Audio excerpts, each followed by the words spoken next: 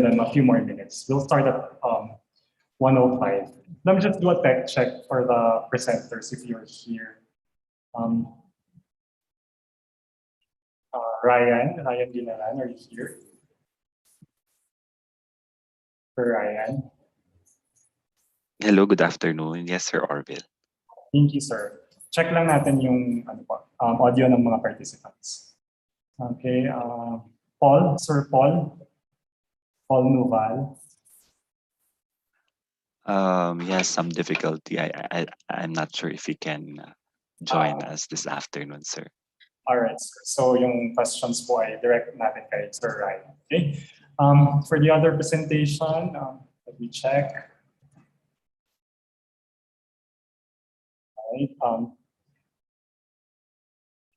We have 4 presenters for this paper. Jazil, are you here? Okay. Thank you. Yes po, I here present. And then thank you. Yeah, again, check lang tayo para mamaya. Opo. Thank you. Okay. Ma'am Gliceria. Okay, thank you. So let me check. See, Frederic or Antuin.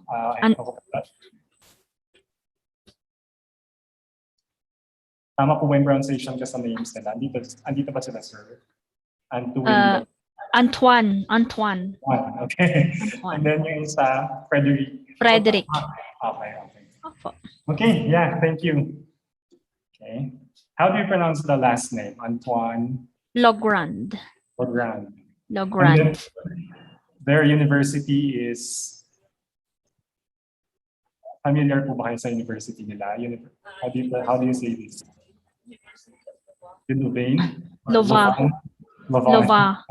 Belgium, tama ba? So international tayo ngayon. Okay, yes, sir. Okay.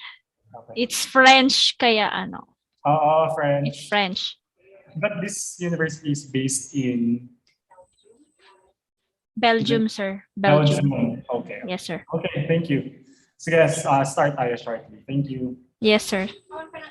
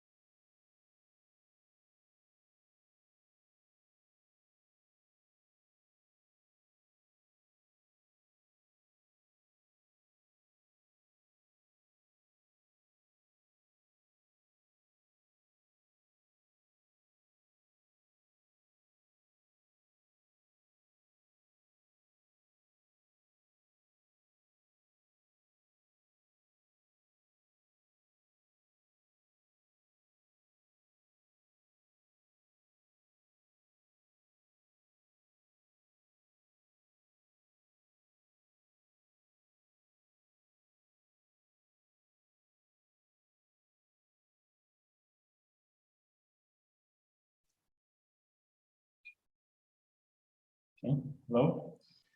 Good afternoon, everyone. Welcome to panel 16 of the 3rd International Conference on Cordillera Studies with the theme Indigenous Peoples and the Sustainable Development Goals. The sub-theme of panel 16 is collaborative innovations in indigenous communities. We have 2 presentations for this panel.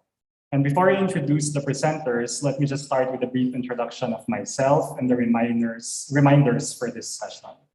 My name is Orville Tatcho, faculty of the Department of Communication at the University of the Philippines, Baguio, and I will be your moderator. With me is Sir Jeffrey Javier as the assistant moderator. So if you have concerns, you may chat either Sir Jeffrey or myself so that we can accommodate them.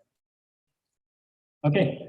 We have a very good fairly good number of people here in the Zoom room. We have 18 participants, and we have people watching via YouTube as well. Okay, so let me just give out some few reminders to ensure order in the Zoom session. May we request the audience to please mute yourselves when it is not your turn to speak. And should you have questions for the presenters, you may type them in the chat box or the Q&A box at any time. However, we will entertain all the questions after both presentations. So if you don't want to type your questions, you may also raise your hand later and ask your question live or verbally at the end of the session. So again, we will entertain all your questions after both presentations.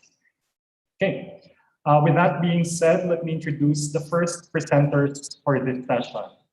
Okay, Ryan C. Ginaran is a medical doctor and community development or development management specialist with interest in Indigenous people's health, health systems strengthening, and health communication. He is a PhD candidate in rural development at the Benguet State University in La Trinidad, Benguet, Philippines. The co-author of the first presentation is Paul Joseph A. Noval. He is an educator at the College of Agriculture, Department of Development Communication, Benguet State University. His research interests are development, communication and media studies, rural development, and indigenous knowledge systems.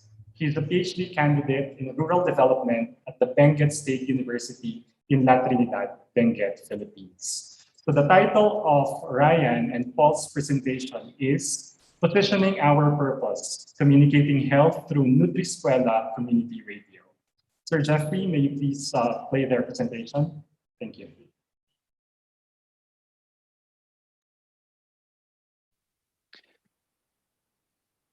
Good day. We are Ryan Ginaran and Paul Joseph Noval to report on the study Positioning Our Purpose, Communicating Health Through Nutrisquela Community Radio in Ifugao, Philippines. Effective health communication is central to the attainment of better health outcomes in communities, especially in underserved areas, by ensuring health literacy. Health communication emphasizes combining theory and practice in understanding communication processes in changing human behavior. Unlike other media types such as newspapers, radio stations have become reliable sources of information in areas where information dissemination is limited. Airwaves can be searched even when phone lines are cut and the internet is blocked. The Nutrisquela Community Radio Network of the National Nutrition Council was engendered out of a need for a long-term and cost-effective strategy to address the problem in malnutrition in the Philippines through the use of radio, which is the most available form of mass media. The Nutrisquela Community Radio Network program involves the setting up of nonprofit, nonpartisan community radio stations and training of broadcast personnel in areas of the country with high malnutrition prevalence and which do not have easy access to broadcast media. Radyo Kipodan, or in the local language, progress or development, was established in 2008 by the National Nutrition Council in partnership with the municipal government of Lagawe, Ifugao, under Phase 1 of the Nutrisquela Community Radio Network program. At the time of its establishment, the prevalence of underweight among preschool children in the locality was 4.57%. This field report was done as a course requirement in technology assessment in rural development and was conducted in May 2018. To uphold the technological assessment in the course of analyzing health communication in this case, the study looked into health communication programming as information provision and radio production administration as the technology. The study aimed to document the practices and assess the community's health outcomes through 99.1 Radyo Kipodan, the National Nutrition Council's Nutrisquela Community Radio Network in Lagawe, Ifugao. Specifically, the study aimed to describe the health programs of Radyo Kipodan, characterize the production process of the Radyo Kipodan, assess the performance of Radyo Kipodan based on the National Nutrition Council monitoring tool, and identify the benefits of the radio programs to the community. The descriptive approach is used mainly to describe contemporary events, and that the research questions and problems are appreciation of the present state of affairs. Interviews, observation, review of documents were employed, and data analysis were through media analysis and thematic analysis. For our results and discussion, as to the radio formats, Radyo Kipodan continuously airs through six formats, and these are news programs and broadcasts, which are being aired in the morning at noontime and in the afternoon, popularly known as local news updates in the community. The news reports are gathered from the different offices in the provincial and municipal level. These reports are only given by concerned offices but not written popularly by the broadcasters. This means that whatever reports coming from the offices are, these are being aired without processing or synthesizing. The second is musical program. This recorded the highest time slot in the program lag of the community radio. It utilizes 60% of the total time allotment daily. The third is magazine program, which is being utilized as a format in Radio Kipodan. This is through the partnership of the station with the different agencies and experts on the field. Also, these are the programs spearheaded by different municipal offices. The other formats are panel discussions, which are incorporated in the magazine programs, and panel interviews. Radio plugs also, such as mini drama, jingle, and straight narration. Public service announcements are also aired for community welfare and engagements. As to health programs, there are at least three particular programs in the Nutri-Escuela community radio that's being cascaded by the National Nutrition Council. These are Katumbas ay Biyaya, One Nutrition, One Nation program, and the 10 Kumain Ments. Health initiated programs are also being developed and aired in the community radio. These health initiated programs are spearheaded by the Municipal Health Office of Lagawe through their program MHO Live. Also, the Municipal Nutrition Action Office, through its barangay nutrition scholars and barangay health workers, air the program Nutrition sa Barangay, a live program to maximize communication channels on malnutrition cases and strategies to solve the issue. Cooking recipes are also an initiated program of the community radio. Apart from the health programs, the community radio is also utilized to air and communicate development programs of the municipality.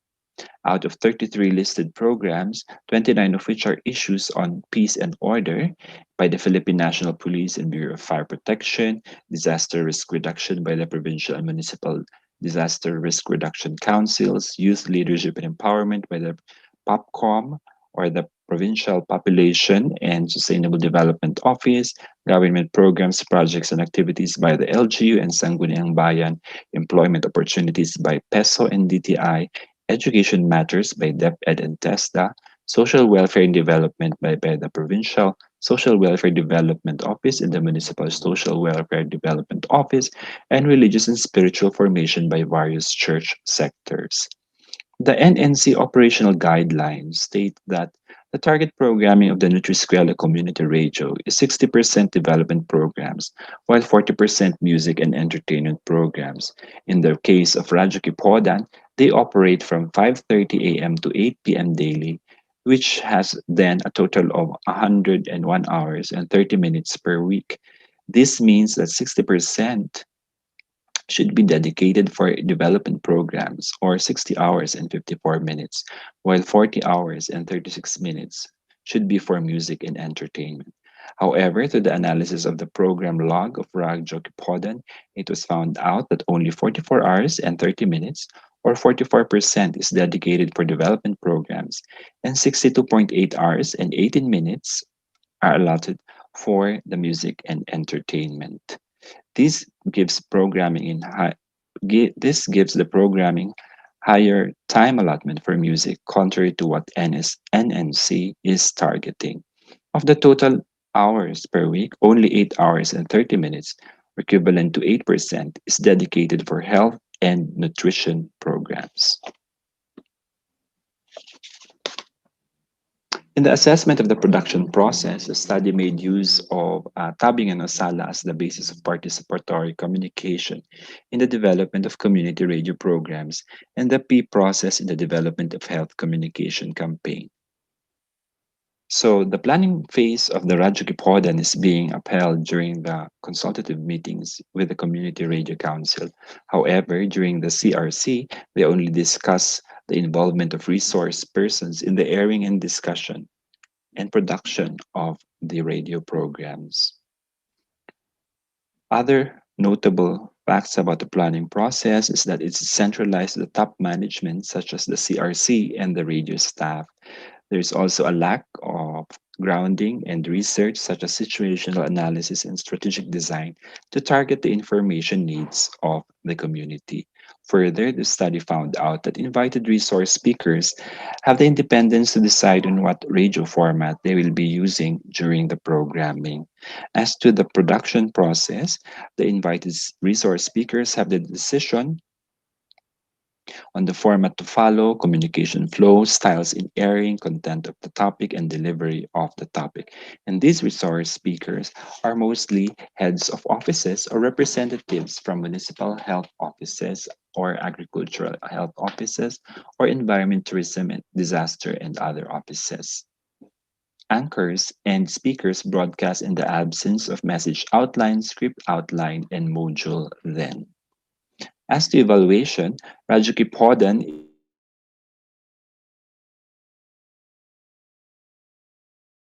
is in this regard that community participation is very visible through the presence of feedback mechanisms such as open portals, text lines, and online platforms. Feedback is being received by the anchors. Three outputs are seen in terms of the operations management. These are one, sustained Radio Nutri-Eskwela operations that improves people's access to information and nutrition-related concerns. Second, increased flow of accurate information to and within the community through information formulation and dissemination. And third, increased participatory community development. As to the reach of programming, Radyo Kipodan is accessible in 16 of the 20 barangays of Lagawe. As to listenership, a survey done by Radyo Kipodan in 2014 noted that about 78% of the barangays or of those respondents that were surveyed were reached by the radio signals and they tuned into Nutri-Eskwela. The effects of Nutri-Eskwela community radio to the community are vast. Politically, it's a model for nonpartisan public service. It is common knowledge that the Radyo Nutri-Eskwelas are nonpartisan public service media platforms and politicians respect the rule. Even if politicians donate to the radio, no conditions are set by the former. Health also is elevated as a priority issue in the locality, and LGU priorities and services are made accessible through the radio. Economically, the setting up of alternative food sources like vegetable gardens have been encouraged by the radio. Listeners are also able to do real-time price monitoring of food and other commodities as this is being provided by the radio station. The station also has become an entertainment source toward boredom, aside from provision of health information, more specifically on nutrition. In its management, there is multisectoral participation and many partnerships have been forged. Also, multiple voices from underrepresented groups are now possible to be heard from indigenous peoples, elders, youth and students, farmers, women, and other sectors. Technologically, real-time mass communication is now possible in the locality, and health and other technological products are promoted. Mobile cell phones are also now being used as radio, allowing access to information while doing work in various places. Licenses, business permits, especially in food businesses, are explained and reminded through the community radio. Environmental sanitation and food safety is more known because of the radio. In conclusion, there are at least 6 formats being utilized by the Radyo Kipodan. However, community radio has not been fully utilized or maximized in terms of communicating health programs to the community. The 60%, 40% allotment for health and development programs and entertainment was not observed during the time of the visit. Community production Community radio production process is centralized and utilizes the top-down approach at present. No local materials have been developed by the municipality, and contextualization of information is done by resource speakers. Community radio management is multisectoral. It has broad involvement of many government and community stakeholders in management and in programming. Also, development benefits for the community has been derived from the operation of the community radio. Access to information, especially in local matters, are made real time. Some recommendations are the production of localized health programs, circulation coverage, and listenership strategies may be implemented. Project planning and evaluation should be concretized. Strategic plans with projected targets and indicators may be helpful as the radio station levels up after a decade of operations. Communication is multisectoral, but it should be more intersectoral, and participation in communication may be implemented to ensure community resilience, thus solving information and process gaps. Thank you very much for listening. Okay. Thank you, Sir Ryan and Sir Paul, for your presentation on the importance of community radio to health and development outcomes. Now, again, we will entertain your questions. If you have any, you are free to type them up in the chat box so that we can ask the presenters your questions later at the end of this session. Okay. We will now proceed to the second presentation for this session, and the title of that presentation is to put the participants' perspective ahead, organizing workshop of intergenerational transfer of knowledge with the Ibaloy of Upper Luwakan, Itogon. Now, there are 4 authors for this paper, and let me introduce each of them briefly. The first is Antoine Logran. He is a PhD candidate in anthropology at the University Catholique de Lubon. His research focuses on indigenous representations of space and mapping in the Cordillera, Mindoro, and Mindanao. He has published as an author and co-author of several papers on Laan, Alangan, Ibaloy, and Aita knowledge, rituals, and practices in the Philippines. The second co-author is Frédéric Logron, a professor at the University Catholique de Lubon. His research interests include indigenous peoples' cosmologies, knowledge, and shamanism practices. He worked with the Inuit of the Canadian Arctic during 25 years. Since 2012, he also worked with several indigenous communities in the Philippines. He has published several monographs on Inuit conversion to Christianism and co-edited multiple books of verbatims in indigenous languages, as well as their translation in English. The third co-author is Liceria Magating, who is an Ibaloy speaker and translator from Tocmo Sabkil, Upper Luwakan, Itogon, working for the preservation of the history and traditions of her community. He co-edited 3 volumes of verbatims on Ibaloy culture and traditions in English and Nabaloy, as well as a film on their funerals. Finally, the fourth co-author of the presentation or paper is Jazil Tama, who is an Ibaloy speaker and translator from Tocmo Sabkil, Upper Luwakan, Itogon, working for the preservation of the history and traditions of her community. He co-edited 3 volumes of verbatims on Ibaloy culture and traditions in English and Nabaloy, as well as a film on death funerals. Again, the title of the second presentation is To Put the Participants' Perspective Ahead, organizing workshop of intergenerational transfer of knowledge with the Ibaloy of Upper Luwakan, Itogon. Let's all listen to this presentation.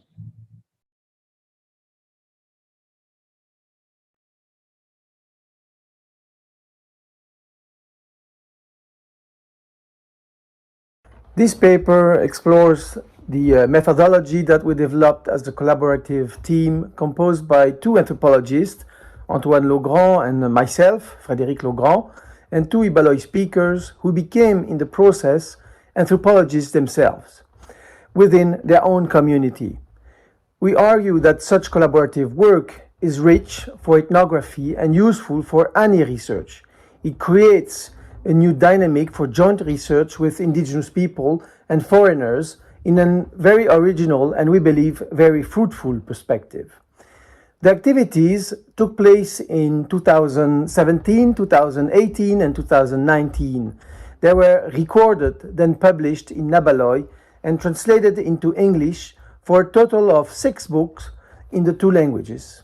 The workshops included sharing stories and rituals performed on site. The volumes were given to the participants as well as to the 50 schools of Itogon who plan to use them for educational purposes.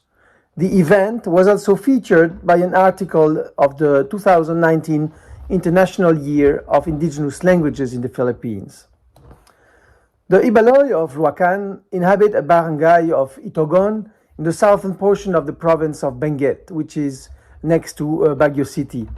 Although they practice terrace farming, they also mine gold on a small scale, having traded this metal with the Chinese, the Spanish, and the Americans over the years. The community of Upper Luacan is mostly Catholic, but other denominations are present, such as the Evangelical Church. The group we stayed with had long ago been evangelized by the missionary sisters of the Immaculate Conception, as well as priests from several religious orders, notably American Jesuits. Christian identity is thus important to the Ibaloy, but it has not erased the traditions the elders wish to preserve. After an initial meeting with Jazil Tamang and Lolo Melanio Bilit, an elder who was the president of the Elder Citizens Association at the time, we decided to organize a workshop with them. Many elders expressed their concern that their experience will remain untold to the youth. Lola Maximina Andizo, for instance, stressed on the importance of teaching children and remembering the traditions of the past. I quote her, "If you want to follow our culture and tradition so that it won't be forgotten, you have to teach it to your future children so that they would also teach it in the future. It is what our ancestors taught us long time ago, especially our parents who gave birth to us, and it is just follows us from generation to generation. What you are doing now, the workshops, is a good thing because you wanted to know all about our culture and traditions as Ibaloy. We have to remember them all." End of quote. The workshop took place in Upper Luacan, based on similar work conducted by myself and Dutch anthropologist Jarik Ooston with the Inuit in the Canadian Arctic. This methodology was developed to facilitate the transfer of knowledge between elders and youth. It contributes to the preservation and valorization of the elders' experiences and the styles and mode of thinking that this knowledge encompasses. The general purpose of a workshop is to record the richness of regional traditions and take all local variants into account. It does not aim to generalize the content, as each information is rooted in a location and bound to the speaker. So it is very specific. The format remains somewhat artificial, of course, as knowledge is always transferred more privately. But if everyone plays the game, a lot of information can be passed on between the generations. While the format is very simple, these workshops are not always easy to set up, and they require a lot of work. Once all the participants agree on the objectives of the activity and on the various topics that will be discussed, roundtable discussions can start, and each elder is invited to share her personal experiences. Special procedures are developed to ensure that each participant is allowed all the time he or she needs to explain their point of view and give an account of their own experience of a specific subject. The participants were seated on a large square table, speaking to each other. The elders were thus addressing their stories to the young they were facing. Interpreters Jazil Tamang and Glyceria Magapin made invaluable contributions to the workshops, as their work allowed us, the anthropologists, to interact with the elders. These two young Ibaloy demonstrated excellent capacity to facilitate this kind of activities, and we hope these workshops will now continue in the future and inspire others.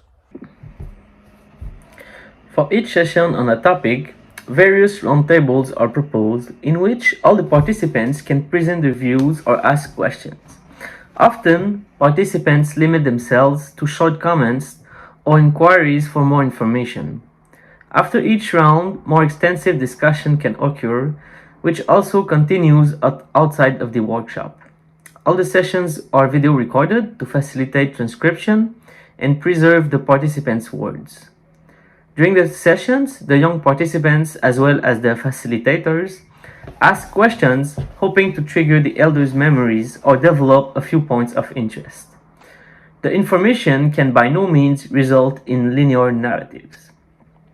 Memory and orality are dynamic and unpredictable, and we decided to retain the various discretions in the books. The interviews convey not only the traditions of the past, but also the styles of thinking and social interaction, expressing central values of the Ibaloi society. Also, for the elders, the key point is never as much to come to a common opinion as it is to come to an awareness of existing variations. As each elder has his or her own experience, it is essential that this knowledge is seen as related only to that particular elder. Once the source, that is, the name of the elder, is lost, the knowledge loses its roots and becomes devoid of much value. This is why we always indicate which elder is speaking. Elder and youth were invited by Jazil Tamang and Glisaya Magapin. The participants were related to each other. This familiarity facilitated a relaxed context, which allowed the participants to discuss issues in depth, relying on their own personal experiences. Elders involved themselves wholeheartedly in the sessions. They enjoyed the opportunity to develop an agenda that reflected their interests in discussing and preserving Ibaloi traditions. They appreciated being challenged by the companions and given an opportunity to hear each other's stories. Elders were very knowledgeable and modest. They had no wish to speak about things of which they had no personal experience. They spoke with great sincerity. This methodology has also been experienced by our group with the Blaan of Mindanao and with the Alangan-Mangan in Mindoro, with the Aita near Mount Pinatubo, as well as with the Tao of Orchid Island in Taiwan, and with 3 groups of Agalian in Mauritius. For the Alangan-Mangan and for the Blaan, Jazil, Tamang, and Glisara Magapin joined us this time not as interpreters but as facilitators and anthropologists. As indigenous peoples themselves, they had pertinent questions that were directly connected with their own practices. They quickly identify relevant points, practices, rules, and rituals that were significant for the participants. The 2 groups with whom we organized the workshops enjoyed being asked by members of other indigenous groups and were encouraged to share their stories, knowing that the activity was successful among the Ibaloi. Each workshop was greatly appreciated by the elders and resulted in the publication of the verbatims and with an English translation. This methodology proved to be a success, for we are collaborating as a team of anthropologists and indigenous peoples. Together, we published 2 articles in anthropological journals such as Philippine Studies, that is in press, and in Bijdragen to Detail, a Dutch journal. We also edited a film together on the Krisheng Jawarai Batbat, the second funerals, and the cleaning of the bones of the deceased.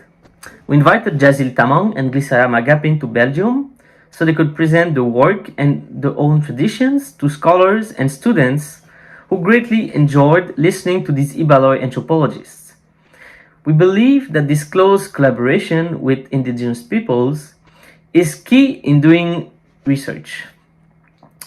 Most importantly, methodology such as the workshop of intergenerational transfer of knowledge does put the participants' perspective ahead by giving the storyteller the opportunity to speak and be recorded in his own words and own name, not those of the researcher, and to receive back in the form of a published book the content of his telling.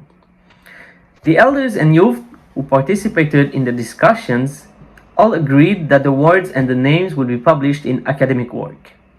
Anonymization, on the contrary, has the tricky effect of suppressing the participants' perspective, making them invisible and putting the researcher's perspective ahead.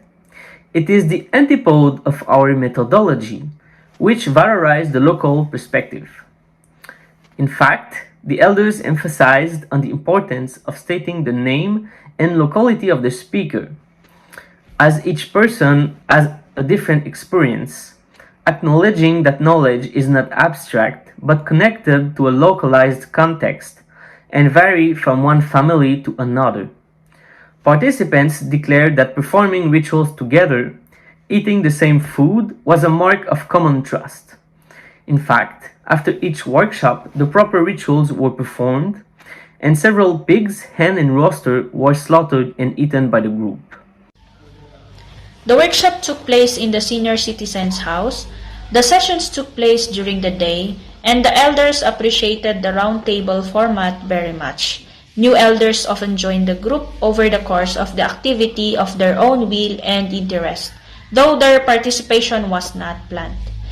On the final day during a fiesta, many visitors and the relatives of the participants joined the group. The discussions were illustrated through various performances by the participants throughout the workshop. For each workshop, one full day was reserved to the performance of ritual practices and a fiesta. The rituals were a main component of building trust between the participants, as everyone's intentions were shown before the kadaring, the ancestors, and the kabunyan, the gods. Meals and meriendas were prepared in situ and shared with all the participants. For the fiesta, pigs were butchered. Their skull and gallbladder were kept and placed on the roof of the elder's house and show that the correct rituals were conducted on that day. In 2019, we explored working on local maps and genealogies to better document the history of Upper Luacan. Gayuth detailed maps and family trees were drawn with the participants, and the elders greatly enjoyed showing the different places they experienced. This exercise also triggered their memories. This time, the workshop was interrupted by death ritual that took place in the community. Following the advice of the elders, we decided to stop the workshop and attend the burial. Elders as well as the mambunong, the one who knows the rituals, knew precisely how far they should go in sharing their stories. The younger people who attended learned much about their own family history and traditions of Ibaloy from Upper Luacan. They enjoyed discussing issues of the past, such as arranged marriages, social rules, and the resolution of conflicts, how to support a family and in the work in the mines and in the garden, sign and predictions, animals, spirits, dangers, sicknesses, and the various rituals the elders experience, discovering how much their elders managed to overcome hardships, including during the Japanese occupation of the Philippines. Elders emphasized that they wish to pass on their knowledge on their relatives and to the youth. Although they often abandoned their studies at an early age because they had to work, their knowledge is huge and rooted in practice. It cannot be qualified as traditional knowledge as it has been updated throughout their lives, depending on the various contexts.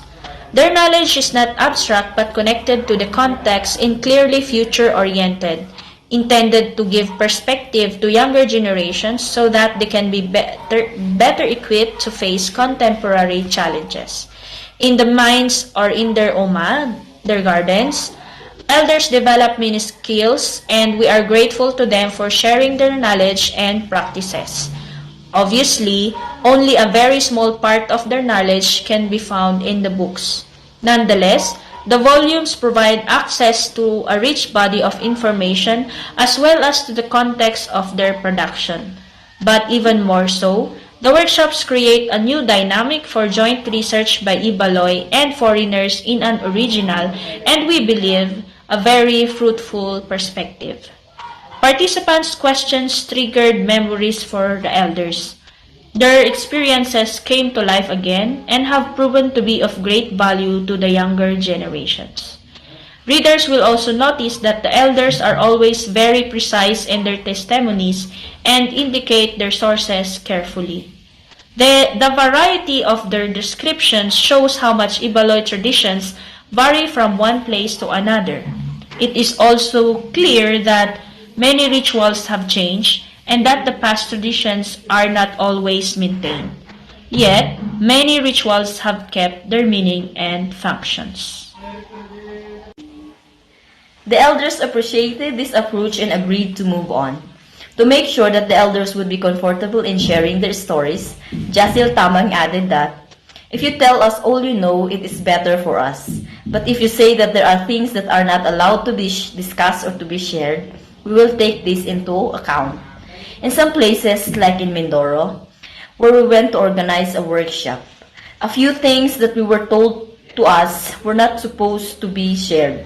For example, dalangan mangyan, and decided that there was a medicine which they would not discuss as they wanted it to use it just for them, so they want it to be protected. For us here, you can just tell us if a plant is a medicine for a cough and nothing else if you don't like to discuss the process.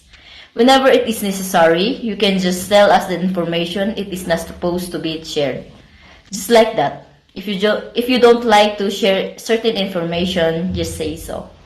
But for the elders, knowledge has to be shared and passed on to the next generation. During about 3 days, they agreed to describe the substantial list of trees and plants. One of these issues brought by the elders was their own elder refused to share their stories with them. They used to say, "Just observe and watch, don't ask questions." But today, elders realize the importance of sharing their stories and answering to the questions of the youth. Lolo Edward Bante, a Mambunong, insisted on the lack of the youth participants to listen to their elders. For you, the young ones, you are very lucky because you can hear some advice from us, your elders. We do not know others who do not listen or who do not care about what we say. For those who are here now, you are very lucky because you listen to what we are saying or telling. You must listen carefully. You must remember our advice and put them in your heart until you become elders. Lolo Castro stated, "For us here in the community, we must follow our own culture and tradition. We must follow our own rules and laws. We must not follow the traditions of other people. These days, I always observe our tradition, and there are times when someone comes to our house and invite me to attend a ritual. And when we arrive at their house, they will ask me, what should we do with this? For me, I will teach what I learned and what I witnessed in the past about in our own rituals here in the community. I will not teach different things, and I will not teach things that I did not learn and witness myself. I will tell them, this is what I have seen in the past. This is how we do things as Ibaloy tribe. We will tell you the story of what we have seen personally. We will share it with you, the young ones, especially as our culture and traditions are still alive." We will let Lolo Melanio conclude our presentation with the following quote that he told in the workshop. "This information is what I heard and learned from the elders with whom I interacted and whom I cannot forget. I hope that the young generation will be committed to our culture and traditions so that it will be preserved and the next generation will learn from it."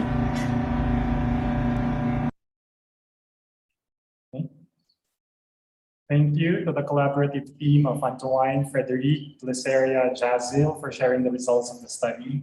Now, as we approach the open forum and seeing that there's no question yet in the Q&A chat box, I'll probably start with my own questions, but to help the audience formulate their questions, let me just provide a brief summary of the presentations. Okay, the first presentation by Ryan Ginaran and Paul Noval analyzed the health communication program of the National Nutrition Council's 99.1 Radio Kipodan, a Nutriskwela community radio in Ifugao, Philippines. The second presentation, on the other hand, explores the methodology developed by 2 anthropologists and 2 Ibaloy speakers within their own community. So the study aimed to analyze the benefits and difficulties encountered in documenting the knowledge and perspectives of the Ibaloy. Okay, now if you have questions, you can type them in the chat box. You may also raise your hand. All right. To hit the ground running, let me just start with a rather simple and general question. Okay, and any one of the presenters can answer the question. You can take turns. You just turn on the camera or unmute yourself. So, since the theme of this conference is sustainable development goals, how do you relate the findings of your study to sustainable development or to the SDG? So, just some thoughts.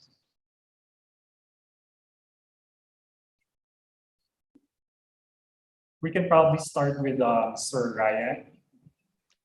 Hi. Yeah, good afternoon. Of course, directly health is one of the core SDG areas, and we're looking at strategies in increasing health literacy, because with higher health literacy, you would be expecting a corresponding increase in terms of better health seeking behavior. And with better health seeking behavior, they may be able to access services at the right time, at the right place, and with the right people. And this would contribute to better health outcomes. Thank you. Thank you, Sir Ryan. I believe Sir Paul is not in the room, but Sir Ryan is the. You can direct your questions for the presentation to Sir Ryan regarding the Nutri-Escuela or the community radio. Yeah, Jazil, Luceria, Antoine, any additions or thoughts? Hello, good afternoon, everyone. I don't have any. I just wanted to introduce myself and apologize for Frederic. He could not join the presentation today. He did not connect. I don't know what happened, but he could not connect to the presentation. So yeah, but at least we are myself and Jazil and Glyceria. So if you have any question, we'll be happy to answer and discuss. Thank you. Yeah, Jazil or Luceria, anything you want to add?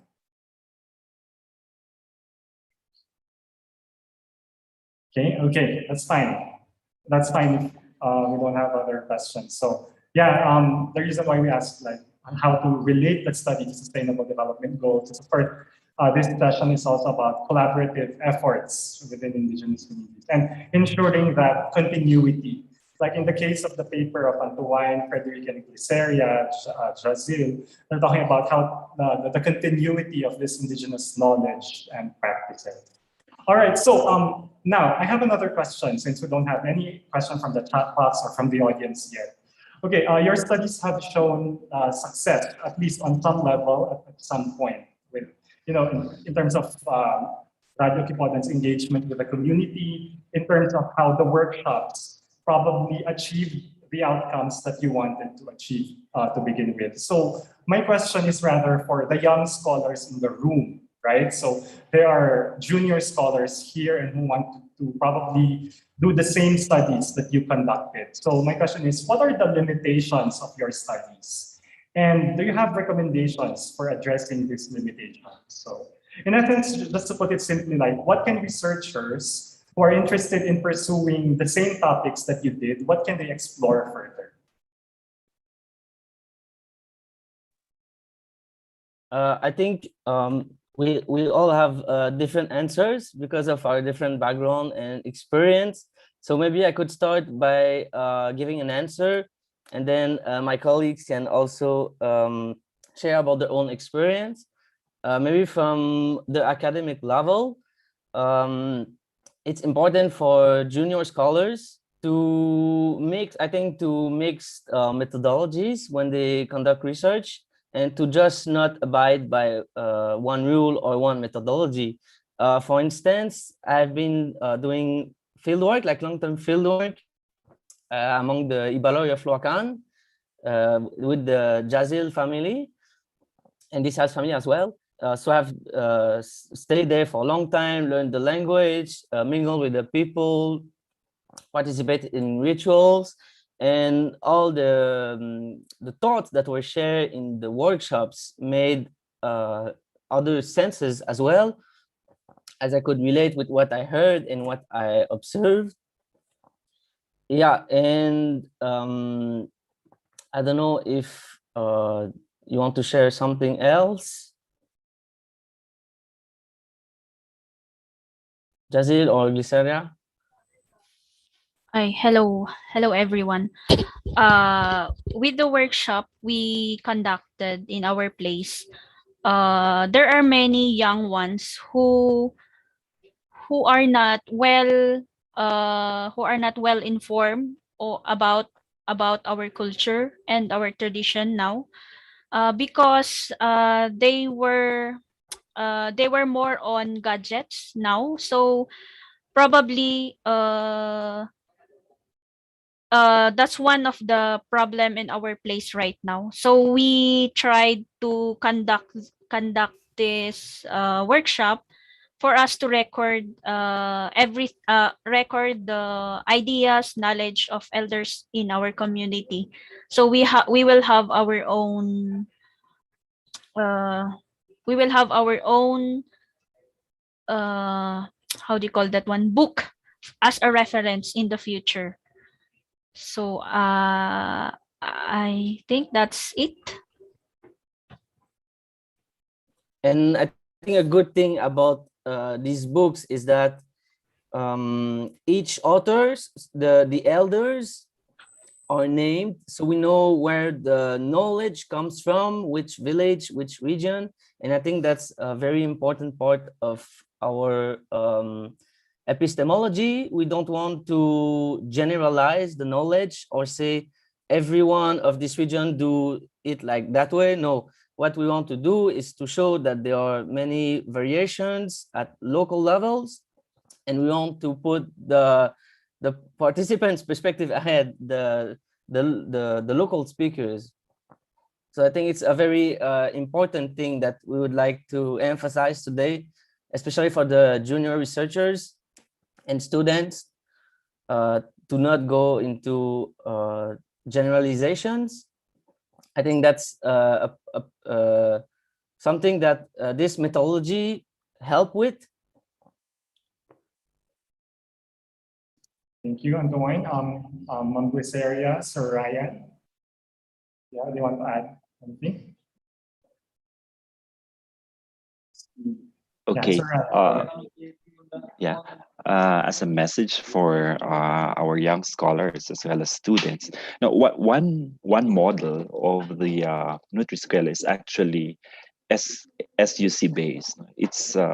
It's based in State University or college, but this one, the one we studied, is a model that's based in the LGU, and I think the LGU academe link should be explored further, because we've been seeing a lot of innovations in the other model, which is the SUC based, considering that there are students there as well as faculty who both do research and practice, and that continuously feeds into the creative operations of the Nutrisquela, which is based in the university. So for those based in the LGUs, one still LGU and academe together with students partnership is possible. For example, in the Nutrisquela, the Benguet State University Development Communication department conducts immersions there for days and weeks to also assist incapacitating the personnel of the radio station, and they also do their hands-on internship there to help create more contextualized and localized information for the target audience. So that's where LGU academe partnerships are very relevant, and for young scholars, all of this information, all of this data, all of this research is for naught if it is not directed to the community. So there are many problems in our community. There are many interventions as well. These interventions, though, are not perfect, and it needs continuous updating, such that this is where your role, our role as researchers can come in understanding why there is still a persistence of the problem, even with such interventions, so that with the creative juices of you, the junior scholars, we can innovate more and improve the services for our communities. Thank you. Okay, thank you, Sir Ryan. Now we have a lot of time for questions, and I'd like to direct your attention to the chat box. We have one question from Eric Joyce Grande. Thank you for the comprehensive presentations. I address my question to both sets of researchers. With the work that you have been doing, has there been any indigenous or local notion or concept or model of collaboration that you believe inspired your respective initiatives? Okay, so anyone who wants to start, probably Antoine, Jaziel, this area first. So, has there been an indigenous or local model of collaboration that inspired your initiative? I don't think there has been a model, or we just developed this. This work has been tried and tested in the Canadian Arctic with the Inuit people by Frédéric Legrand and his deceased colleague, Yaik Oustan. And we have tried it and adapted it to the Philippines context and developed it with the Ibaloi. But perhaps what I could say today about this is that a form of trust was developed through rituals, something of course we couldn't think of in advance as we started to discover Philippines, and notably through the rituals and the consumption of the pig, well, the killing and the consumption of the pig. So I think a lot of, the relationship, the trust between the participants that sometimes were new faces to each other, developed through the rituals. So I think that's something that made it also successful, the workshops, that in each workshop that we organized, we had a time for the rituals, for opening and for closing the workshop. And so I think that could be, we could say that it has been a local notion or even model that made the research successful, if I'm not mistaken. I don't know what the others have to say about this.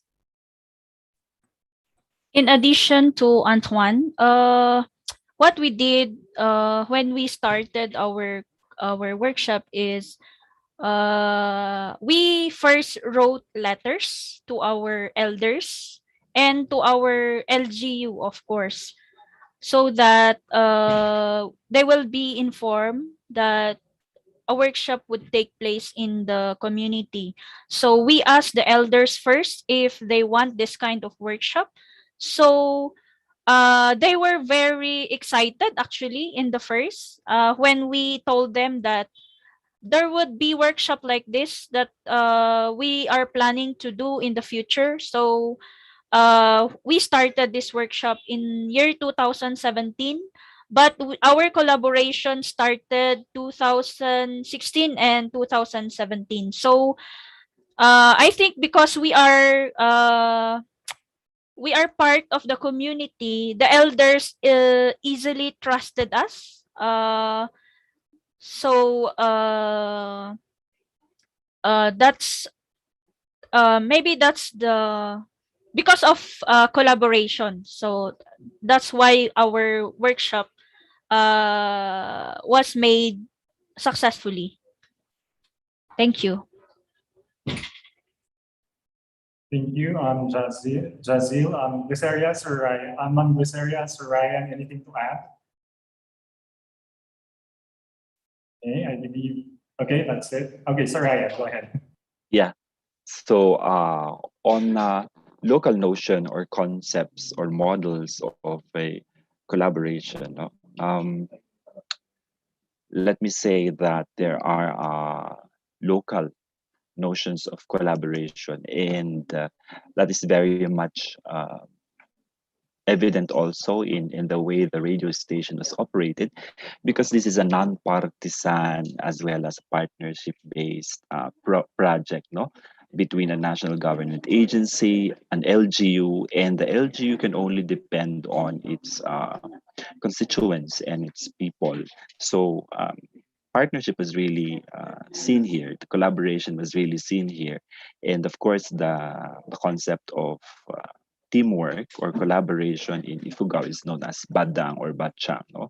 And also everywhere in the Cordilleras, you'll see these concepts of collaboration spoken in so many in many ways and in many terms, no? In every community in the Cordilleras, you have an equivalent of the word for bayanihan or volunteerism or collaboration. Example, in Ibaloy, there in Duacan, I am an Ibaloy myself, no? We call it aduyon, right? And in Benguet Kankanay, we call it aluyon.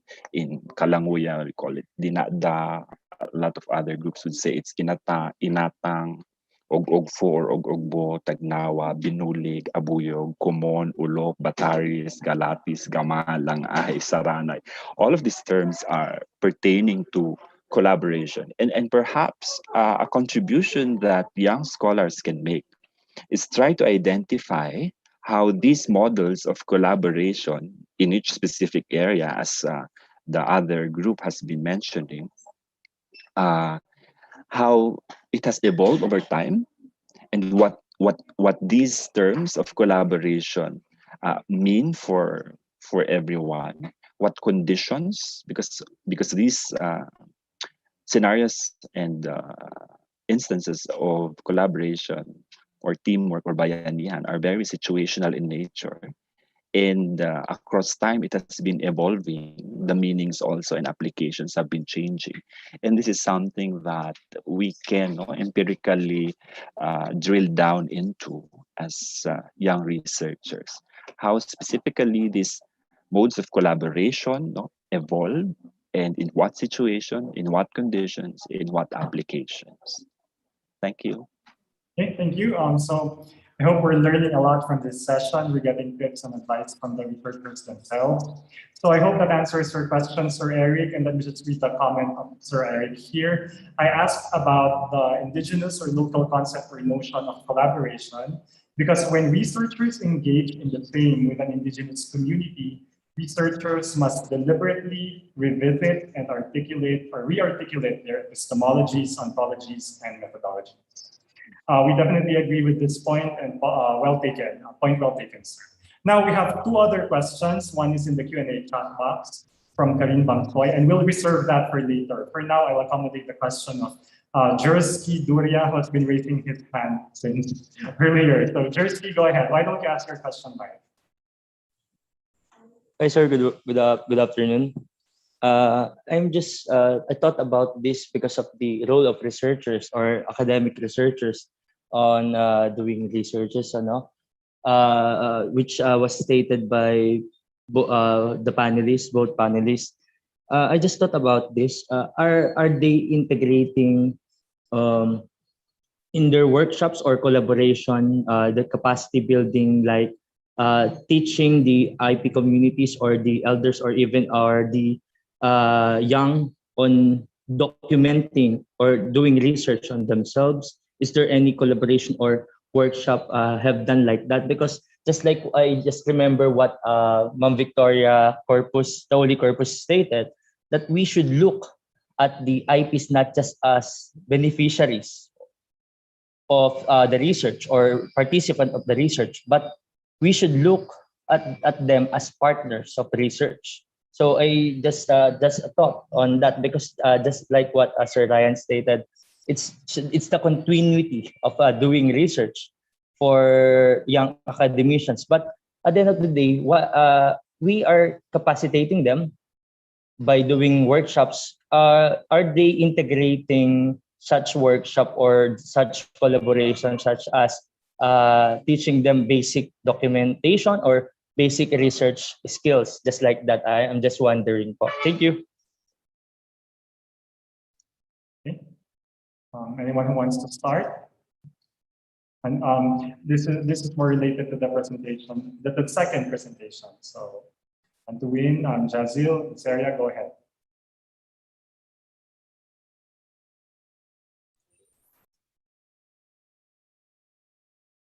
Do you want to start, Jazil or Glisaria? No, it's okay. You can start. Okay, it's up to you. Okay, so I can just start and so how do I start this? I think the workshop in itself is intended to benefit both the researcher and the local community because well, first the participants, and now I'm talking because we conducted the workshop among the Ibaloy, but also among other groups, among the Alangan Mangan, with Aitas, with Blaan of Mindanao. And each time the participants appreciated a lot sharing their own stories, but also listening to that of the others, sometimes coming from neighboring regions. So there has been always a lot of empowerment through these activities. And sorry, I have a bit of an internet problem.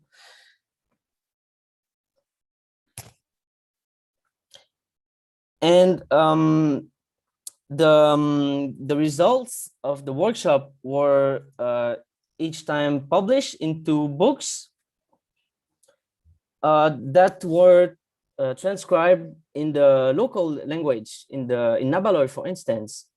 And these books serve the local people. For instance, we gave the books to schools in Itogon. I think Justin Lisa can say a word about this. And so the books are published in the local language and also translated into English to have access to a broader audience. So yeah, that's what I can share. Okay, so in addition, it's about if we integrated youth in our workshop.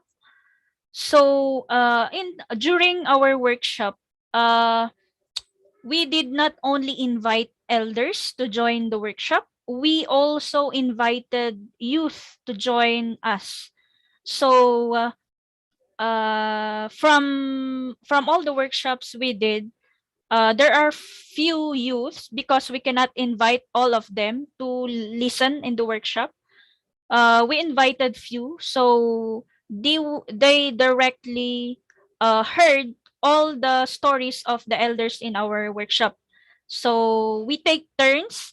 The young ones would ask questions to the elders, and the elders would answer the questions asked to them.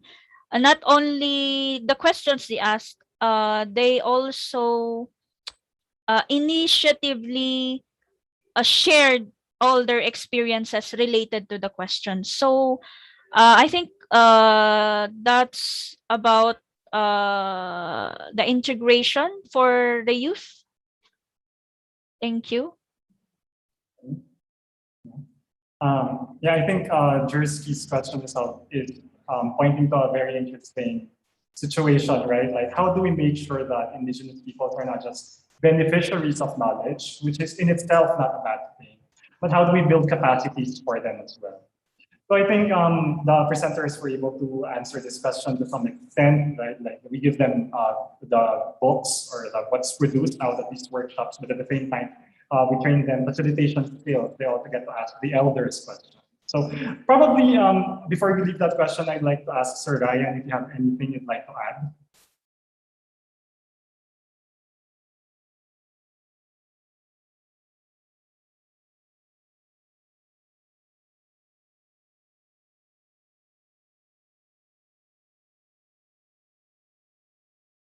So her question is, good afternoon. This is a general question for all presenters.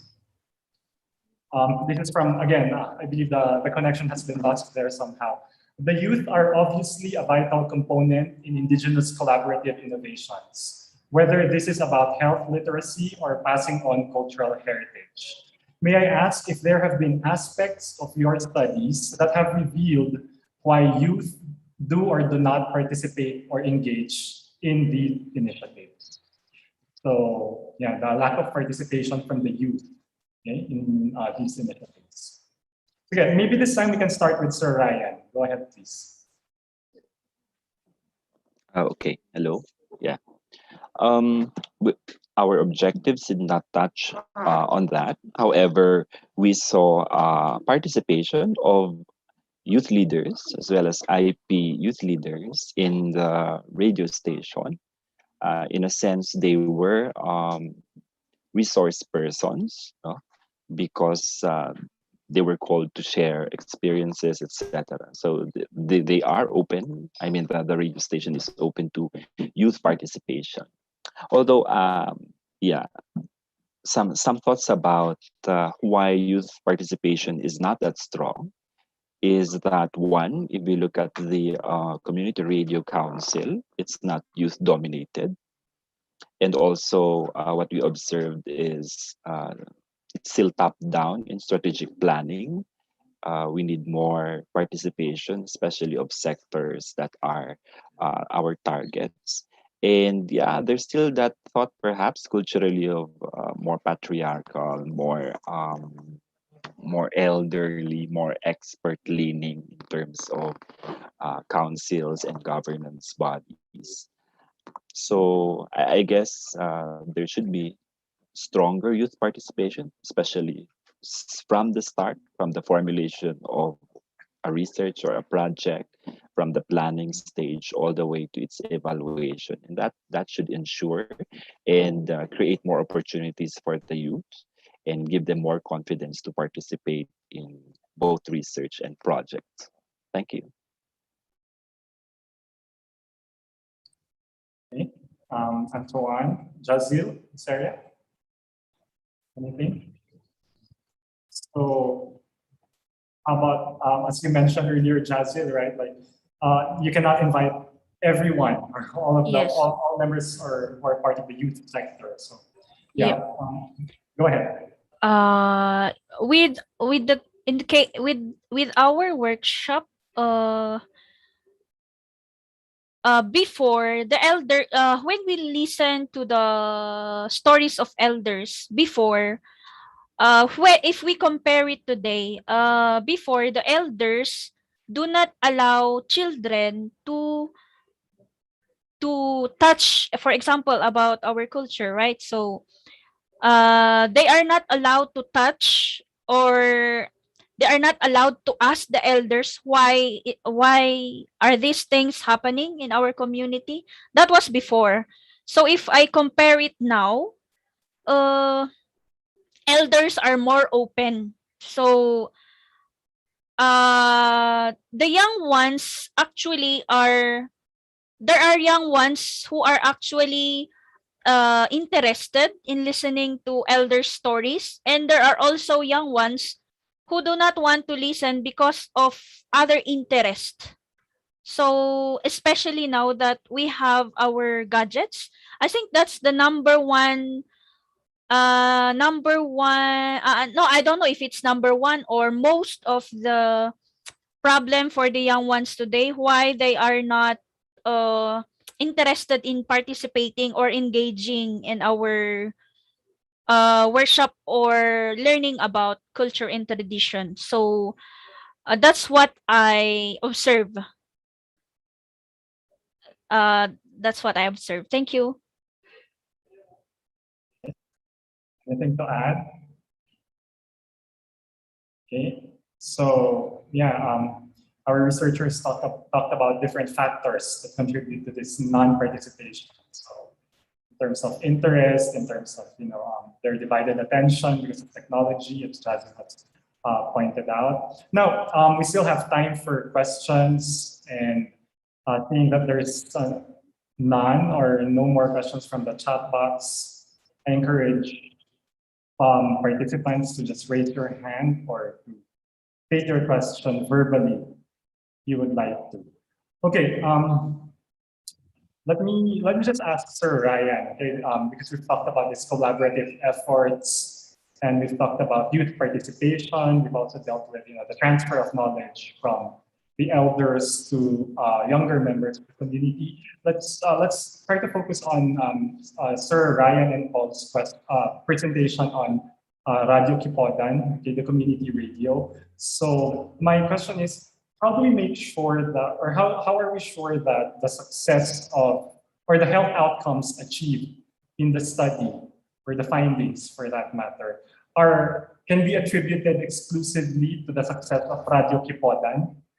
So perhaps how do we make sure that it is the medium or that really contributed or that really that really achieved the health outcomes or the development outcomes that we wanted to achieve? Yeah, I think that's subject to another more intensive study on assessment. Yeah, that's true. And there are methodologies that could connect that correlation or attribution, but what we did was not that type of impact assessment. What we just utilized was the most significant change model, which tried to generate anecdotal experiences of our key informants, right, on how this affected, on how the radio station affected their beliefs, etc., that connected to their actions. Although, yeah, that should be subject to another study. Having said that, there are a lot of factors definitely that contributes to nutrition improvement. No, we've seen a decrease in the underweight of children in Lagawe, and intensively there's a lot of intersectoral work in the nutrition program. Actually, Ifugao is second in the region in terms of the vibrance and how should I say this, innovations, no, in nutrition program strategies, no, next to Baguio City, also in terms of impact. So it's when we discuss nutrition, it's really a big, complex, complicated thing with a lot of factors involved. So yeah, we cannot of course attribute this specifically to the radio station, this type of impact, but we understand that this has contributed at least to raising health awareness through health communication. Thank you. Thank you, Sir Ryan. Indeed, the anecdotal experiences will say a lot about the use of this technology. Although that's a note for researchers, right? Like, how do we look at technology in a more holistic way, not just like its positive aspects, like it contributes to certain outcomes, but also its possible limitations. So as Sir Ryan said, that can be a tip for future study. Okay. Other questions we have for the presenters? Okay. Are we now ready to end this session? We still have time. Maybe let's make the most out of this time because we still have 9 minutes before 2:30, and we can still accommodate your questions. Okay. Of course, we'd like to acknowledge the presence of Professor Mendoza, who's here with us in the chat room. Yeah, and our audience who have joined us earlier this morning. Thank you for joining us today again. Okay. Seeing that there's no question yet, I'll just probably ask all our presenters to give like their closing or concluding remarks about their studies or anything that they'd like to see out of future studies, or what could be the next step for this inquiry or studies that you conducted. And yeah, essentially that. So maybe some closing parting words for the participants. What can come out of a study like this in the future? What can be? Go ahead. Anyone can start. Maybe let's start with Antuin, Jazil, or Luceria. Have anything?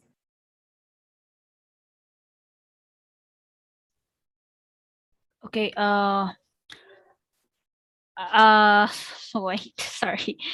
Okay. With our workshop, we hope especially the young ones, they would be interested to listen to elders' stories. Anytime, maybe if they would visit their own elders in their community, because they would learn a lot from them, like what we did in our workshop. We learned a lot. We watch what we did not learn from the schools, because we cannot learn everything in school. We have to learn it within our community. So I encourage the youth, the young ones, to initiatively join what are the activities of the communities, not only about culture and traditions, but all activities that they can learn from it. So for the researchers, maybe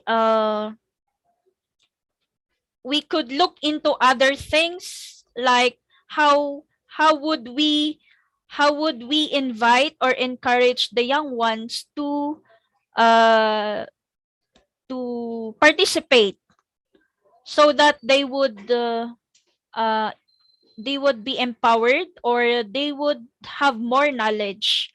So I don't know how, or maybe there would be time in the future, someone or anyone can wait can do it, or ourselves, we don't know. So that's it, I think, for me. Thank you. Okay. Yeah. Before I ask Antuin or this area, there's one participant here who is interested to know where they can find the books, especially the book that covered the ritual. So maybe you can add that uh address that.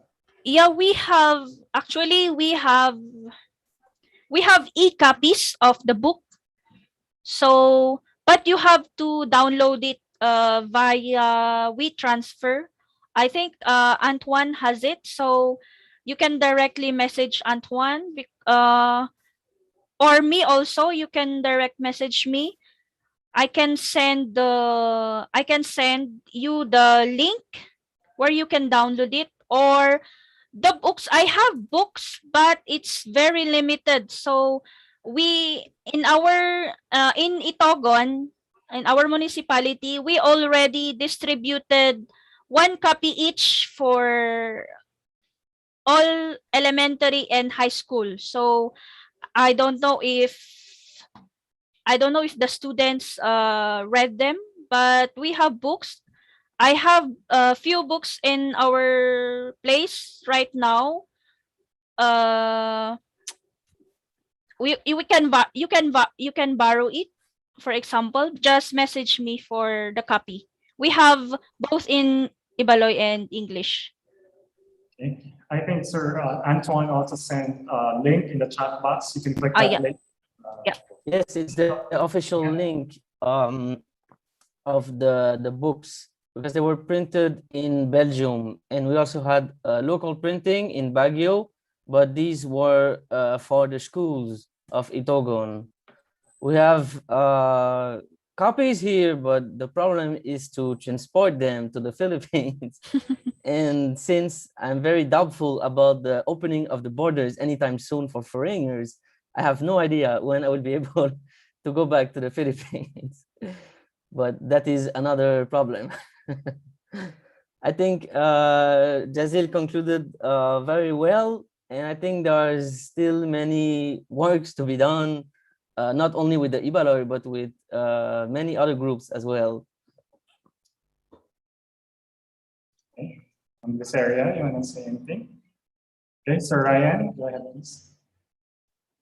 Yeah, to all our researchers out there, I'm very sure that you are very passionate in trying to generate knowledge and contribute to knowledge gaps. And we all know that knowledge does not exist in a vacuum. These are all for the benefit of the people. And to cite a statistic, it takes about 17 years for one research to be translated into a product or something that can be useful for the community. Let's try to shorten that. For example, put forth some recommendations that are very practical and also doable. And we also do that as our form of academic responsibility, and such that we generate the whole link from generation of the information to practical application for the benefit of the Cordillera people and the communities around us. Thank you very much for this opportunity. Thank you, Jadzil, Glaceria, Antoine, Frederic, Ryan, and Paul, who has not been able to join us for a very inspiring session. We learned a lot, and I'm sure the researchers out there got tips on what they could do for future studies and inquiries. And before we finally close this session, just a couple of reminders. See you next Monday, July 19, for the day 3 of the conference. The conference starts at 9 o'clock. Check the links sent to you for how to join the Zoom sessions. Replays of the sessions are available on our website. So visit the ICCS3 website. Okay, before we finally close, okay, there's a request from Sir Jeffrey, our assistant moderator. Let's request, if you want to, you may turn on your cameras, and if you want to join the photo op, just turn our camera so that Sir Jeffrey Javier can take a photo of all of us or the participants.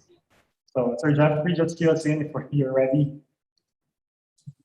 Okay, please turn on your camera, and then I'll count 3. Then we're done. This will just take a couple of seconds.